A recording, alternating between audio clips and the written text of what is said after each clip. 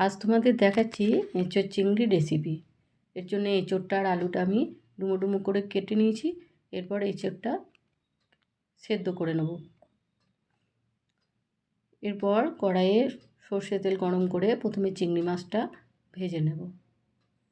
চিংড়ি মাছটা ভাজা হয়ে গেলে আলুটাও ভেজে নেব।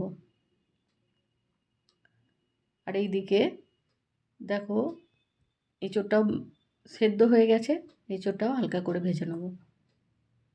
তারপর কড়াই থেকে তুলে নিয়ে তেলের মধ্যে দিয়ে দেবো একটু কুচানো রসুন। রসুনটা একটু ভাজা ভাজা হয়ে এলে দিয়ে দেবো কুচানো পেঁয়াজ, আর দিয়ে দেবো আদা, টমেটো আর কাঁচা লঙ্কার পেস্ট। এরপর একে একে গুঁড়ো মশলা দিয়ে দেবো, ধনে গুঁড়ো, জিরে গুঁড়ো, কাশ্মীরি লঙ্কার গুঁড়ো, হলুদ গুঁড়ো, আর দিয়ে দেবো পরিমাণ মতো লবণ। এবার মশলাটা ভালো করে কষিয়ে নেব।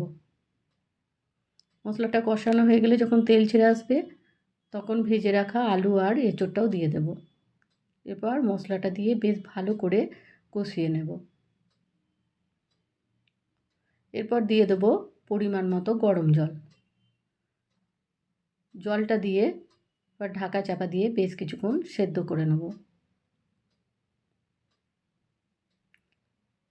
এরপর দিয়ে দেবো ভেজে রাখা চিংড়ি মাছ, আর ফুটে এলে দিয়ে দেবো গরম মশলার গুঁড়ো আর 1 চামচের মতো ঘি। ব্যাস তৈরি হয়ে গেল এঁচোড় চিংড়ি। আশা করি ভিডিওটি ভালো লেগেছে। ভালো লাগলে অবশ্যই সাবস্ক্রাইব করে দিও। ধন্যবাদ।